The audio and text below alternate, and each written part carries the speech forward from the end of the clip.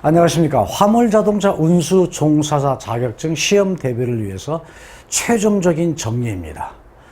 이것만은 알고 시험장에 들어가시길 바라면서 안전운행 전체 80문제에서 25문제가 출제되고 있습니다. 도로교통 관련 법규가 25문제, 안전운행에서 25문제.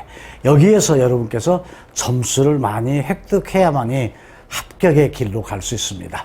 안전운행 편은요, 두 편을 나눠서 방송해 드리겠습니다. 먼저 안전운행 1편 공부해 보도록 하겠습니다. 안전운행 첫 번째 문제 보도록 하겠습니다. 도로교통을 구성하는 요소가 아닌 것 그랬어요. 도로교통이 있고 철도교통이 있고 해운교통이 있고 항공교통이 있죠. 도로교통이라고 하는 건 뭘까요? 도로가 있어야 되겠고요. 자동차가 있는 거고요. 사람이 있는 겁니다. 이게 세 가지가 3대 요소예요. 따라서 도로교통을 구성하는 요소가 아닌 것 그랬으니까 1항 운전자와 보행자를 비롯한 사람, 인적인 요인입니다. 두 번째, 도로 및 교통 신호등의 환경적인 요인 두 번째죠. 세 번째가 기계적인 여건이라는 자동차입니다. 도로교통 관련 법규는 실질적인 법률에 대한 문제이지 도로를 구성하는 요소는 아니죠. 따라서 1번 문제는 도로 관련 법규이다. 사람, 자동차, 도로. 인적인 요인, 사람이죠. 환경적인 요인, 도로입니다. 기계적인 요인이 자동차입니다. 세 가지가 도로를 구성하고 있는 요소이다. 확실하게 알아두시기 바라고요. 두 번째 문제 풀어보도록 합니다. 운전자가 운행 중에 운전자로서 수행하는 기능을 순서대로 나열한 것은 운전자가 도로에서 운행을 할 때 어떡하죠? 뭔가를 확인해야죠. 제일 먼저 확인해야 됩니다. 그 다음에 내가 자동차를 세울 것이냐, 그렇지 않으면 좌측이나 우측으로 움직일 것이냐 결정을 하고 그 다음에 어떤 행동을 해야 되겠죠. 그 다음에 움직이는 자체가 정리가 되어야 되지. 그러니까 결과적으로 뭐예요? 확인을 하고 그 다음에 예측을 하고 그 다음에 결정을 한 다음에 마지막에는 운전자로서 행동을 해야 되겠죠. 따라서 운전자가 수행하는 기능을 순서대로 보게 되면 제일 먼저 뭐 한다? 확인해야 돼요. 그 다음에 예측해야 됩니다. 그 다음에 나름대로 결정을 하죠. 거기에 따른 행동을 해야 되죠. 따라서 1항, 2항, 3항에서 4항까지 보게 되면 어떤 것이다? 3항의 답이 있네요. 확인하고 예측하고 결정하고 행동하는 것이 운전자가 운전의 어떤 기능을 발휘하는 것이다. 이렇게 이해하시고 문제를 풀어보시기 바랍니다. 3항이 정답이에요. 자, 세 번째 문제 봅니다. 야간 운행 시 아무래도 낮보다는 저녁이 훨씬 더 운행하기가 힘들긴 하겠습니다만 야간 운행 시에 마주오는 대형자동차 앞에서 마주보면서 오는 자동차가 헤드라이트라고 하는 전조등 불빛을 이렇게 쏘이면서 오게 되죠. 그때에 보행자가 앞에 장애물이 없는 앞에 대형자동차 불빛이 없을 때는 보행자가 보였는데 앞에 헤드라이트가 갑자기 세게 비치게 되면 보행자가 전혀 어디로 갔는지 보이지 않을 때가 있죠. 이런 현상을 무슨 현상이라고 그런다? 증발 현상이라고 그렇습니다. 보행자가 실제로는 없어진 건 아닌데 앞에서는 대형자동차의 전조등 헤드라이트 불빛 때문에 내가 눈이 부셔가지고 순간적으로 보행자 어디로 증발된 것 같아요. 이걸 뭐라고 그런다? 증발 현상이라고 그런다. 알아두시기 바랍니다. 네 번째 문제 풀어봅니다. 다음 중에 운전 피로에 영향이 될 수 없는 것 그랬어요. 운전자가 일정한 운행을 한 다음에는 쉬어야 된다. 피로를 풀고 운행해야 된다. 아주 중요한 거죠. 따라서 피로에 영향이 될 수 없는 것. 수면 부족 등의 생활 환경으로 인해서 피로가 쌓이게 되죠. 2항. 운행 조건 등의 운전 작업상의 요인으로 인해서 피로가 쌓이게 되고요. 세 번째, 법규 준수에 대한 부담 요인, 법규를 지켜야 돼. 나 이거 신호등 지켜야 돼. 뭐 이런 등등으로 인해서 피로가 쌓이는 건 아니죠. 따라서 네 번째 문제에서는 3항이 피로하고는 아무 관계없는 사항이다. 법규 준수에 대한 부담이 피로감을 주는 건 아니다. 그런 거죠. 4항. 신체 조건 및 질병 등의 요인으로 인해서 피로감이 더 쌓일 수도 있다. 이런 거겠죠. 따라서 네 번째 문제는 3항이 정답이 되겠습니다. 다섯 번째 문제 보도록 하죠. 운전자로서 위험한 운전을 피하고요. 교통사고를 유발하지 않도록, 교통사고를 내지 않도록 운전하는 것을 뭐라고 그럴까요? 안전하게 운전하십시오. 법규를 잘 지키십시오. 그 다음에 방어 운전하십시오라고 하지만 운전자로서 위험한 운전을 하지 않고 사고가 나지 않도록 하는 운전이 무슨 운전? 그것이 바로 안전운전이라는 거죠. 안전운전은 사고를 내가 내지 않도록 운전하는 거고요. 상대방에 의해서 사고에 휘말려가지 않는 것, 이것을 뭐라고 그래요? 방어운전이라고 그렇습니다. 따라서 5번째 문제에서는 안전운전의 이 얘기를 물어보는 거예요. 따라서 1항이 정답이 되겠습니다. 6번째 문제 봅니다. 다음 중 방어운전의 기본이라고 볼 수 없는 것, 말이 안 되는 것 그랬어요. 능숙한 운전, 올바른 운전지식 중요하죠. 방어운전 잘 됩니다. 예측 관찰력과 정확한 판단력이 있으면 사고를 내지 않게 되죠. 3항, 상대보다 빠른 행동으로 과감한 운행을 한다. 이것은 안전운전, 방어운전이라고 볼 수 없는 것이에요. 4번째, 양보와 배려하고 교통 상황에 대한 정보를 제대로 받아들이면서 운전하는 게 방어운전과 안전운전이에요. 그래서 방어운전의 기본이라고 볼 수 없는 것은 상대보다 빠른 행동으로 과감한 운행을 한다. 이건 사고를 유발할 수밖에 없는 사항이 되는 거니까 6번 문제에서는 정답이 3항이 되겠습니다. 자, 7번째로 넘어갑니다. 다음 중 차량의 재원중 축거의 설명으로 옳은 것 그랬어요. 이것은 자동차 관리법상에서 나올 수 있는 내용인데 운전자로서 축거라고 하는 걸 알아두시면 되겠어요. 축이라는 건 뭐예요? 자동차에는 앞차축이 있고 뒤차축이 있죠. 예를 들어서 그림을 통해서 이렇게 좀 설명을 드리면 화물 자동차가 이렇게 있다. 앞차축이 있고요. 그 다음에 뒤차축이 있죠. 축이라는 거죠. 축이라는 것이죠. 이 축과 축, 말하자면 앞차축과 뒤차축의 거리, 이것을 뭐라고 한다? 축거라고 얘기를 합니다. 하나 더 알아두실 것. 자동차를 앞에서 봤을 때요. 앞에서 봤을 때 왼쪽의 바퀴와 오른쪽의 바퀴가 있겠죠. 따라서 이 바퀴, 왼쪽 바퀴, 오른쪽 바퀴, 이 중심과 중심 간의 거리는 바퀴륜자를 써가지고 윤거라고 얘기합니다. 그러니까 앞바퀴나 뒷바퀴의 바퀴, 왼쪽 바퀴, 오른쪽 바퀴 중심 간의 거리, 이건 윤거. 그 다음에 차축이 뭐 2개, 3개 있는 것도 있지만 일반적으로 앞차축, 뒤차축이 있죠. 축과 축 간의 거리를 뭐라고 한다? 축거라고 얘기한다. 따라서 차량 중 재원에서 그 자동차의 어떤 그 기본적인 수치란 말이죠. 재원에서 축거의 설명으로 옳은 것 그랬어요. 앞뒤 차축의 끝부분의 수평거리이다. 앞뒤 차축의 중심에서 중심까지 수평거리이다. 이것이 축거를 정확하게 얘기한 거예요. 따라서 답은 2항이 되겠죠. 앞뒤 차축의 중심에서 뒷 범퍼까지 수평거리 이런 건 없습니다. 앞뒤 차축의 중심에서 앞 범퍼까지 수평거리 이것도 없습니다. 따라서 축거라고 하는 것은 앞 차축과 뒷 차축의 중심 간에서의 거리인데 수평거리다 라고 보시면 되겠어요. 따라서 자동차 등록증에 보게 되면 축거 얼마, 뭐 윤거 얼마 나와 있는 수치가 있는데 그것이 어떤 의미인가를 알아두셔야 된다 하는 의미에서 문제가 출제된 거죠. 따라서 7번째 문제는 정답이 2항이 되겠습니다. 다음 8번째 문제로 넘어갑니다. 다음 중에 엔진 브레이크에 대한 설명으로 잘못된 그런 거랬어요. 자, 브레이크라고 하는 것은 운전자가 발로 밟는 푸트 브레이크라고 하는 발 브레이크가 있고요. 자동차를 세웠을 때 쓰는 브레이크가 핸드 브레이크, 또 옆에 있다고 사이드 브레이크라고 하죠. 핸드 브레이크가 있어요. 주차 브레이크라고도 얘기를 합니다. 파킹 브레이크라고도 얘기하죠. 그 다음에 실질적인 그 조작에 의한 것은 아닌 그런 상태에서 브레이크가 하나 있는데 그건 뭐다?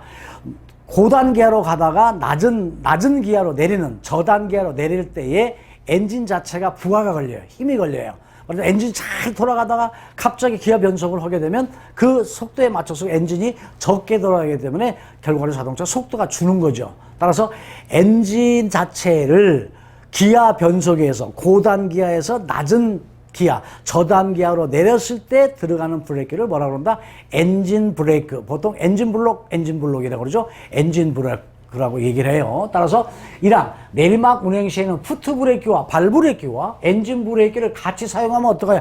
안전해요. 아주 안전합니다. 내리막길을 내려갈 때는요, 기아를 한 단계 내려가면서, 저단기아로 내려가면서 발 브레이크하고 같이 사용하게 되면 자동차가 큰 흔들림이 없이, 자동차에 큰 무리 없이 자동차를 좀 서행으로 갈 수 있죠. 내리막길에서는 사용하는 거예요. 따라서 1항에서는 말이 안 되는 거죠.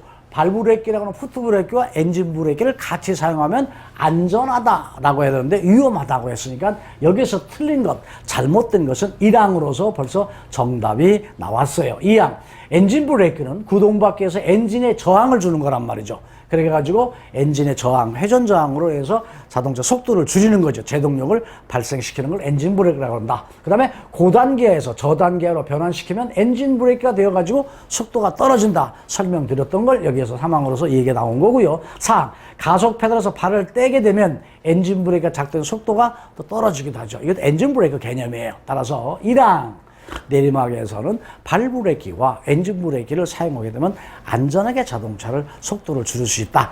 그런데 위험하다고 그랬잖아요. 말도 안 되는 거죠. 따라서 8번째 문제에서는 1항이 정답이 되겠습니다. 9번째 문제 보도록 합니다. 다음 중에 교차로에서의 안전 운행으로 틀린 것, 말이 안 되는 거 어떤 것이냐 그런 거죠. 1항, 교차로 내에서는 항상 정지할 수 있다는 마음 자세로 운전한다. 교차로를 운행할 때는 항상 어느 상태가 어떤 위험이 올지 모르잖아요. 교차로라고 하는 것은 위험도가 높은 데죠. 따라서 1항은 안전운행에서 아주 중요한 얘기가 되고요. 2항, 교차로 내에서 다음 신호를 추측하고 운행한다. 교차로에서 다음 신호가 뭐 곧 떨어질 거야. 빨간불로 에서 뭐 파란불로 바뀔 거야. 뭐 이런 등등 예측하면 안 돼요. 시내는 신호라고 하는 건 눈에 보이는 걸 인지하고 확인하고 모든 자동차에 움직임을 줘야 됩니다. 그런데 2항에서 교차로 내에서 다음 신호를 추측하고 예측 출발 이런 것들이 바로 그런 거예요. 말도 안 되는 거죠. 틀린 것 그랬으니까 2항에다가 답을 정리를 해 두시고요. 3항 보죠. 자신의 신호가 바뀌는 순간 주위를 살핀 후 당연히 주행해야 되겠죠. 신호가 바뀌더라도 여러 가지 상황을 보라는 거죠. 다음 4항. 신호등이 없는 교차로에서는 통행 우선순위에 따라서 주행한다. 큰 도로에서 나오는 자동차가 작은 도로에서 운행하는 자동차보다 우선이 되잖아요. 따라서 그 우선순위가 또 정해져 있으니까. 따라서 안전운행이라고 하는 것은 사고가 나지 않도록 어떻게 하면 안전 운전할 수 있는 거냐, 어떤 것이 안전하게 운전하는 것이냐, 이런 문제들로 엮여져 나오는 거니까 그동안 운전했던 어떤 상식이라고 하는 그런 측면에서도 많이 생각하시면서 문제를 풀면 정답을 바로 가려낼 수 있습니다. 따라서 9번째 문제는 두 번째가 다음 신호를 추측하면서 운전해서는 안 된다. 신호는 확실하게 확인한 후에 자동차를 운행해야 된다. 이런 얘기가 되겠죠. 자, 10번째 문제 봅니다. 다음 중 커브 도로상에서의 교통사고 위험이 아닌 것 그랬어요. 커브라고 하는 것은 아무래도 서행을 해야 되고 저속으로 운행하면서 커브를 돌아가야 되죠. 급한 커브는 그만큼 회전이 빨라지기 때문에 더 위험하다는 거 생각하시고요. 자, 교통사고 위험이 아닌 거 그래서 1항, 과속에 의한 사고 위험이 적나요? 과속을 하게 되면 사고 위험이 커브께서는 많지요. 두 번째, 도로 주행 중 이탈 위험성이 항상 있습니다. 도로 오다 보면 커브길이 급하면 급할수록 도로를 이탈해버리는, 원심력에서 밖으로 벗어나가 버리는, 자동차가 전도되는 그런 여건이 생기겠죠. 3항, 시야의 불량으로 사고 위험이 있다. 아무래도 커브길은 충분하게 앞을 볼 수 없는 여건이 많단 말이죠. 사고 위험이 있습니다. 4항, 커브길에서는 중앙선 침범 사고의 위험이 있습니다. 커브길에서는 그 핸들 조작을 제대로 안 해주게 되면, 속도만 빨라지게 되면 중앙선을 넘어가 버리는 그런 경우가 있잖아요. 따라서 교통사고 위험이 아닌 것 그랬어요. 자, 여기에서는 뭐예요? 도로 주행 중 이탈 위험이 항상 있는 거고요. 시야 불량으로 사고 위험이 있고요. 그 다음에 커브길 중앙에서 넘어갈 수가 있어요. 과속에 의한 사고 위험이 많지요. 커브길에서는 과속해서는 안 된다는 거 알아두시기 바라고요. 10번째 문제는 1항이 정답이 되겠습니다. 다음 11번 문제로 보죠. 11번 문제. 운전자가 운행 중에 시도하는 내용의 설명 중 잘못된 것, 또 틀린 것, 올바르지 않는 것 골라내라고 해서 인지라고 하는 건 뭐예요? 운전하면서 뭐가 느끼는 걸 인지라고 그러죠. 교통 상황 등을 알아차리는 것 인지라고 그렇습니다. 판단, 상황에 따라서 행동해야 될 것을 결정하는 거예요. 야, 정지해야 되겠다. 내지는 차로를 바꿔야 되겠다. 뭐 이런 등으로 판단해서 결정하는 거죠. 3항, 조작. 결정한 대로 자동차의 조향과 제동 등을 조작하는 거예요. 자동차 더 이상 진행하면 안 되겠다. 브레이크 페달에 발을 올리고 자동차를 세운다든가 차로를 변경한다 하게 되면 조향 핸들을 통해서 바꾸는 것이 그게 바로 조작이죠. 네 번째, 사고 요인. 인지, 판단, 조작 과정의 한 과정에서만 발생되나요? 아닙니다. 인지를 잘못하면, 앞을 잘못 보면 사고 날 수도 있고, 판단을 잘못하면 사고 날 수 있어요. 그 다음에 조작을 또 잘못하면 사고 나잖아요. 그래서 한 가정에서만 나는 게 아니고 두 가지, 세 가지 또는 하나, 또 내지는 두 개 이상의 문제로 인해서 사고가 발생되니까 11번 문제에서는 사고 요인, 인지, 판단, 조작 과정의 어느 과정에서도 사고는 발생하는 것이지 한 과정에서만 발생하는 건 아니다. 따라서 정답 11번 문제는 사항이 정답이 되겠습니다. 다음 12번 문제를 봅니다. 야간에 마주오고 있는 운행하는 경우에 등화 조작 방법으로 옳은 것 그랬어요. 자, 앞에 자동차와 내 자동차가 같이 가면 앞에 이제 마주보는 거죠. 이때 이제 서로 이제 스치면서 교행한단 말이죠. 이때에 어떻게 해야 될까요? 옳은 것 어떻게 해야 될까요? 전조등을 1항 끈다? 아, 위험하지요. 2항 전조등의 방향을 하향으로 조정해준다. 상향, 하이빔으로 되어 있다고 한다면 로우빔, 아래쪽으로 비춰주는 게 바람직한 거지요. 3항, 앞차가 전조등을 아래로 향하지 않으면 하이빔으로 그냥 헤드라이트 빛을 위로 높여? 나도 높일 거야. 이러면 안 되죠. 4항, 전조등을 끄고 안개등을 켠다? 전조등 끄면 안 돼요. 따라서 마주보고 올 때의 자동차끼리 조작 방법 어떻게 한다? 전조등의 방향을 하이빔 되어 있으면 아래로, 로우빔 아래쪽으로 하향해 주는 게 바람직하죠. 따라서 12번의 정답은 두 번째 2항이 되겠습니다. 이것은 그동안에 운전을 하고 있었던 그런 관록으로 경험으로 봐서도 맞출 수 있는 문제예요. 다음 13번째 문제 봅니다. 다음 중 커브 도로상에서 원심력 작용에 대한 설명이 옳은 것은, 원심력이라는 건 뭘까요? 우리가 어떤 실에다가 끝에다가 돌멩이라든가 무거운 걸 달았어요. 그리고 이걸 돌려봅니다. 돌려보게 되면 돌멩이 힘에 의해서 자꾸 내가 돌리고 있는 중앙에서 자꾸 벗어나려고 그래요. 밖으로 튕겨 나가려고 그렇습니다. 중앙에서부터 벗어나가려고 그러는 거, 이걸 원심력이라고 그래요.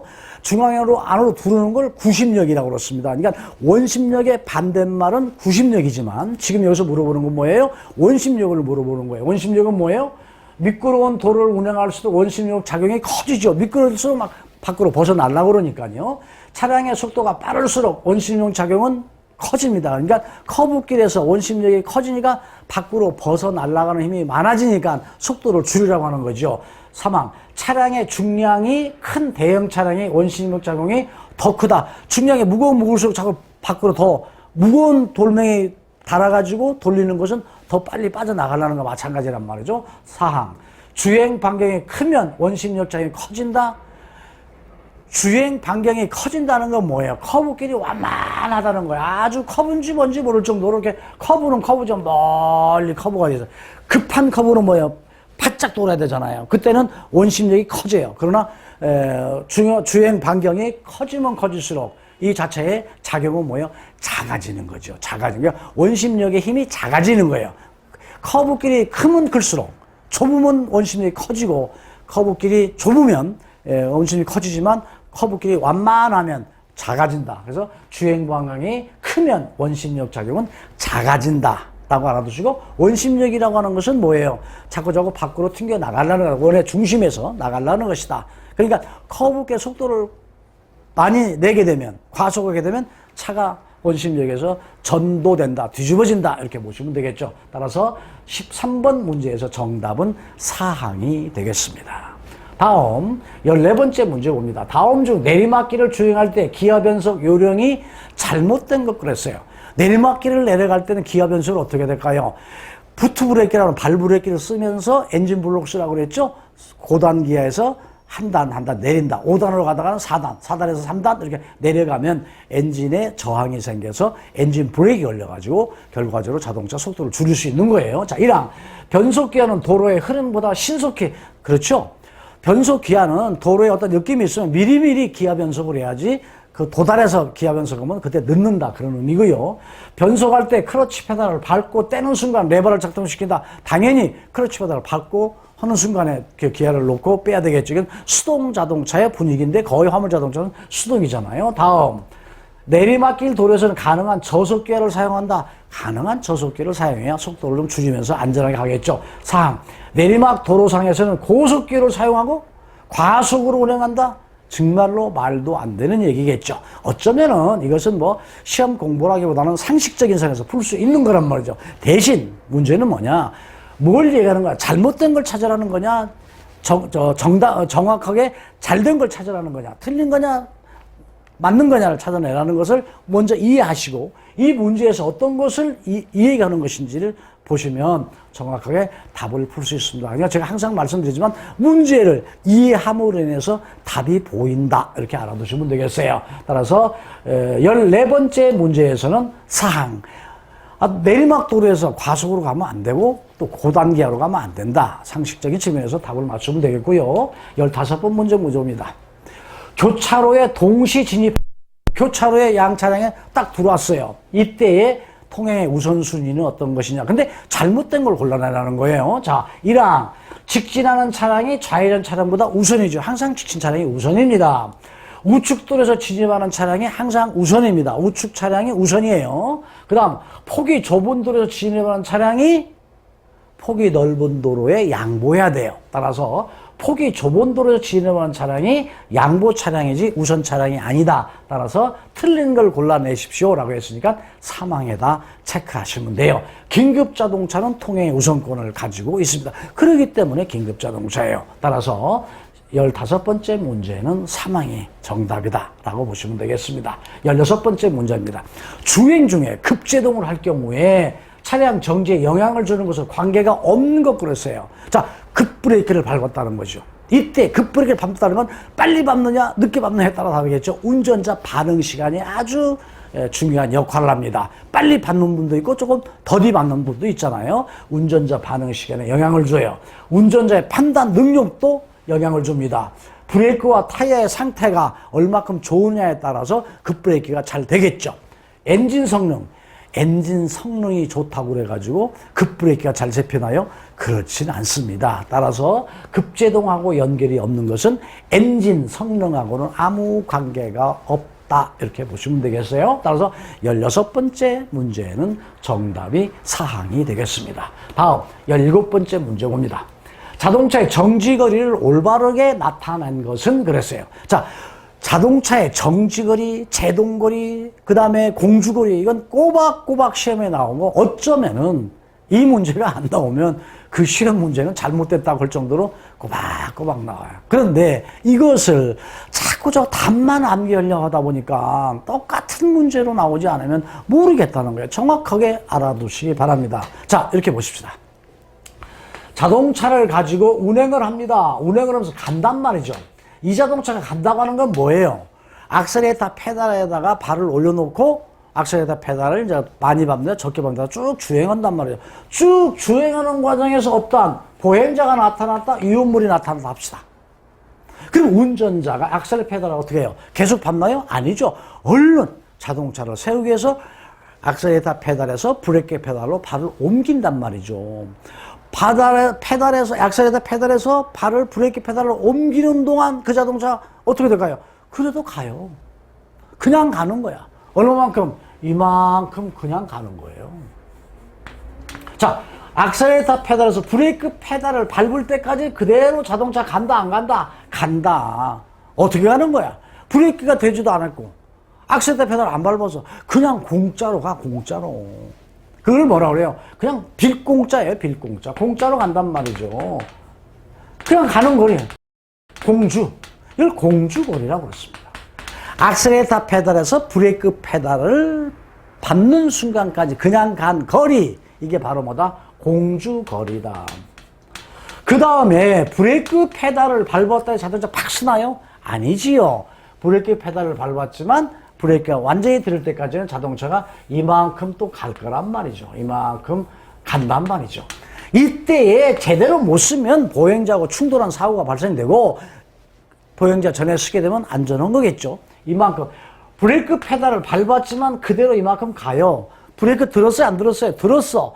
브레이크 들었다니까 뭐야? 제동된 거예요. 제동. 그래서 이 자체를 뭐라고 한다? 제동거리라고 이 얘기를 합니다.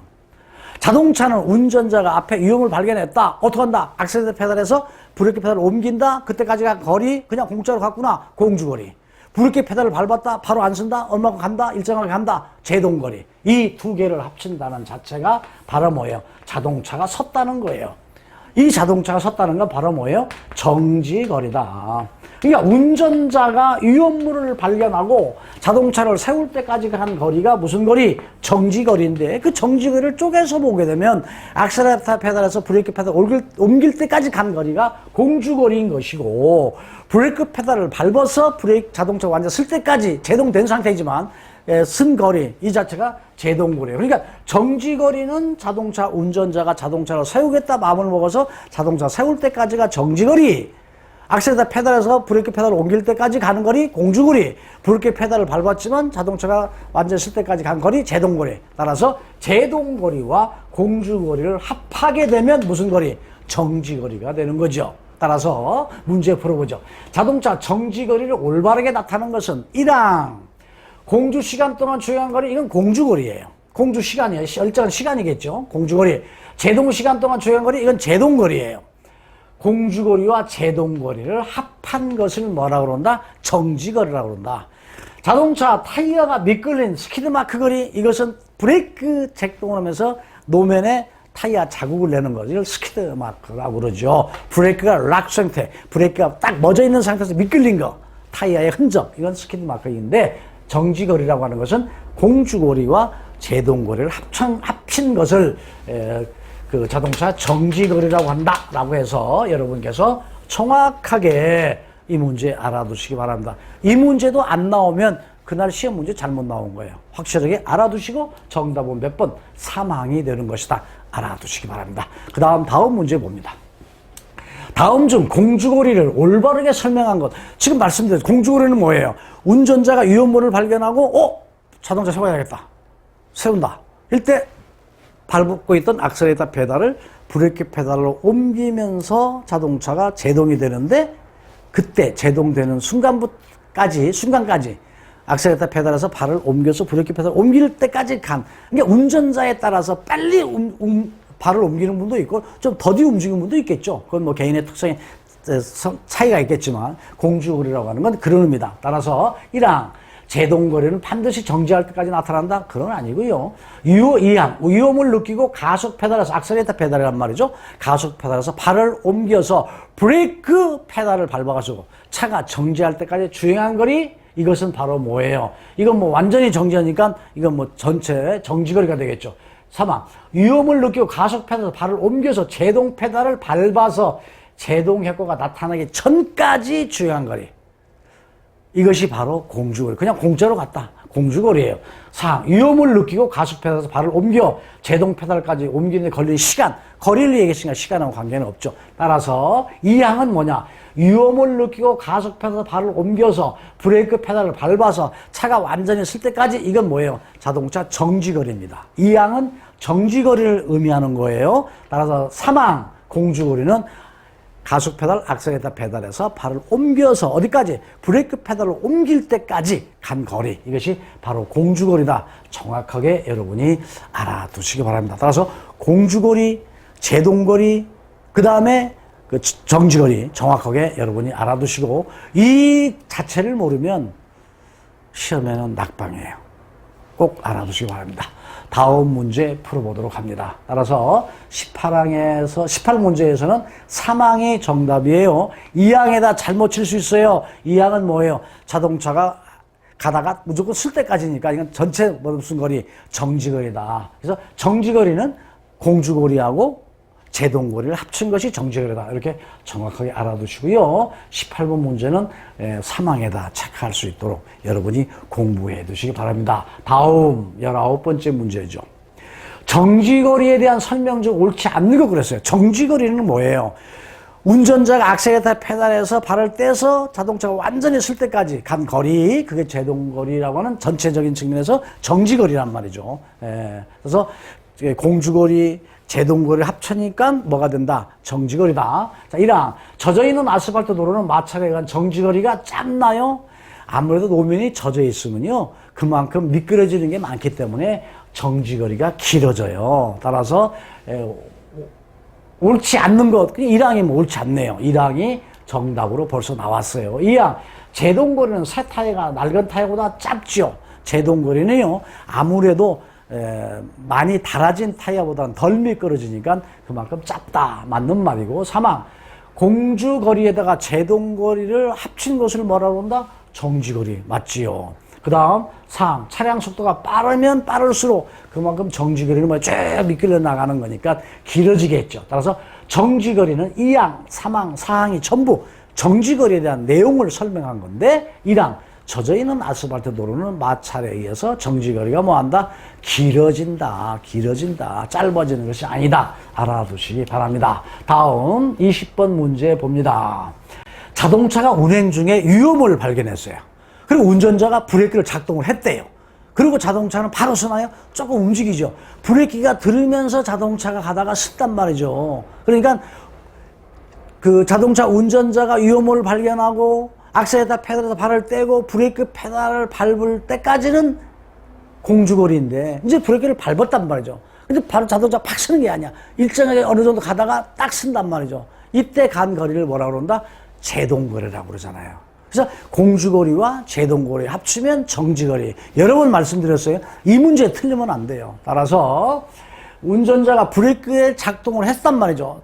브레이크가 듣기 시작해가지고 완전히 브레이크가 들었어. 자동차 섰단 말이죠. 무슨 거리다? 이것이 바로 제동거리다. 확실하게 여러분이 이해하시고 알아두시면 이 문제는 좀 꼬여 나올 수 있어요. 어떻게든 나옵니다. 꼭 알아두시고 여러분이 답을 풀어서 한 방에 합격할 수 있도록 하시기 바랍니다. 21번째 문제입니다. 운행 중에 급제동하면서 노면에 타이어가 끌린 자국, 스키드마크는 타이어가 어떤 상태일까요? 그런 거예요. 자, 우리가 도로에 운행하다 보면 새카맣게 타이어 자국이 쭉쭉 나 있는 게 있어요. 한 줄로 나와 있는 것도 두 줄로 나와 있는 게 있어요. 이것을 뭐라고 한다? 타이어 자국이라고 그러는데, 타이어 자국을 예민하게 말씀드리면 스키드 마크도 있고 요 마크도 있고 별의별 마크라고 하는 공학적으로 나눠볼 수가 있는데, 일반적으로 타이어가 쫙 미끌리면서 자국을 내는 것을 스키드 마크라고 한다. 그러면 어느 때 자국을 내느냐? 타이어가 굴러갈까요? 안 굴러갑니다. 타이어가 굴러가면 자국 거의 안 나요. 타이어가 딱 멎어 있는 상태, 굳어 있는 상태에서 쫙 차체 힘으로 미끌려 나가다 보니까 노면에 타이어 자국을 내죠. 이걸 뭐라고 한다? 스키드 마크. 타이어가 뭐 할 때 고정된 상태에서 자동차가 미끌려가는 자국, 이걸 뭐라고 한다? 스키드 마크다. 따라서 그 자동차 속도가 얼마큼 가다가 사고 났느냐는 건 스키드 마크의 자국을 가지고 그걸 계산하게 되면 자동차 속도를 계산할 수도 있습니다. 자, 자동차 안전 운행이라고 하는 것은요, 어떻게 보면 그동안에 여러분께서 운전하시면서 가지고 있는 상식이나 운전했던 경험을 가지고 풀 수도 있지만, 어느 때는 상식을 벗어나 버리는 상태에서도 문제가 나오는데, 그건 왜 그럴까요? 문자화 되다 보니까. 우리가 알고 있지만 막상 문자화 되다 보니까 애매하고 뭐 꼬인 것 같고 그럴 수 있어요. 차곡차곡 읽어보시게 되면요, 절대 모르는 문제는 나오지 않는다 생각하시고 자신을 가지고 문제를 풀어보시 바라고요. 한 강좌를 가지고 많이 하게 되면 여러분 지루하실 것 같아서 안전운행편은 1편과 2편으로 나눠서 2번에 걸쳐서 영상을 통해서 여러분한테 방송해드리겠습니다. 시험 보기 직전에 한 번은 보시고, 항상 문제는 어떻게 한다? 문제를 여러분께서 문제를 이해하시고 반복해서 시청하시게 되면 한 방에 합격할 수 있습니다. 건강 유의하시면서 영상 보시면서 구독과 좋아요 눌러가시면서 보시면 여러분 한 방에 합격할 수 있다고 하는 자체를 자신에게 말씀드립니다. 여러분 합격하시길 응원하겠습니다. 건강하십시오. 다음 편에서 뵙겠습니다.